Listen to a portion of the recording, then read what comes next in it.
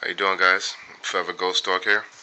Just wanted to talk about options, and just wanted to know what everyone might think about this, and maybe we can kick around some ideas and figure out what other people's options are.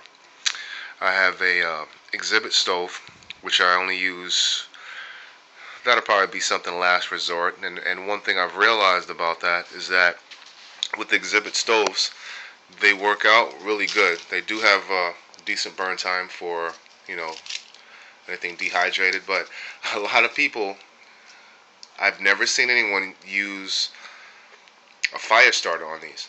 Only a lighter. So in a survival situation, I haven't seen a lot of people. I've seen people with those with the rods with the fire strikers, and they look brand new. No one tests them. And the funny thing is, in a survival situation, you need to know that that rod is probably not going to work to light that. And if you don't have a lighter, you might be screwed. Uh, I do have my alcohol stoves. I made those myself, and I'll come back to those here in a second also. But I do like those, really lightweight, so it does work out. Um, and My coffee can stove, and I actually put a hinge on it from a busted door, so that way I could feed the fire. Don't have to worry about poking holes in the bottom because there are holes on the bottom to help vent everything as well as on the top. And used a coat hanger or two and poke some holes in the top to use this as a pot stand. Just use the can as something to warm any dehydrated foods up or to heat water, something like that. Poke some holes in the side of a can and use a coat hanger as a handle. I mean, I try to make items multi-purpose. You could take a can, put that in here, and then you could put an alcohol stove in here in case you didn't want to burn wood.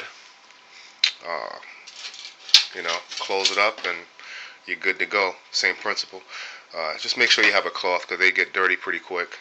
And then once you're done with everything, you can use a wire, poke it through, wrap it up as a handle. After you put everything back inside, cover up the top, you can take it with you.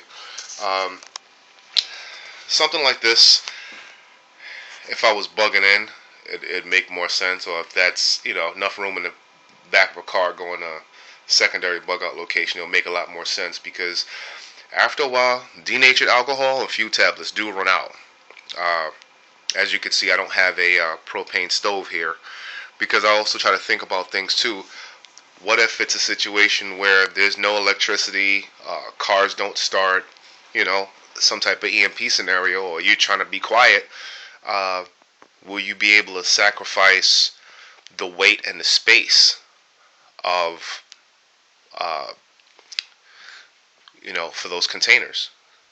And have you even used any of your equipment at all to see if it works and what temperatures you're working with? Because every region's different. I can't pack the same gear if I was in Florida opposed to upstate here in New York. So, um, as far as the stoves, you might realize that this one is green. I do test my stoves. I tested the rest of these without fluid, uh, the fuel.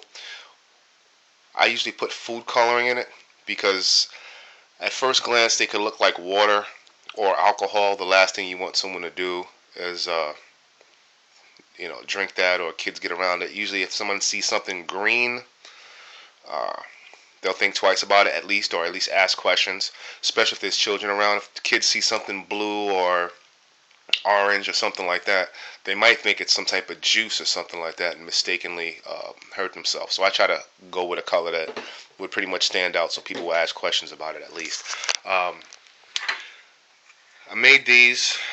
They burn pretty long. They run about 3 ounces of fuel. This one, I even marked it on the back of this.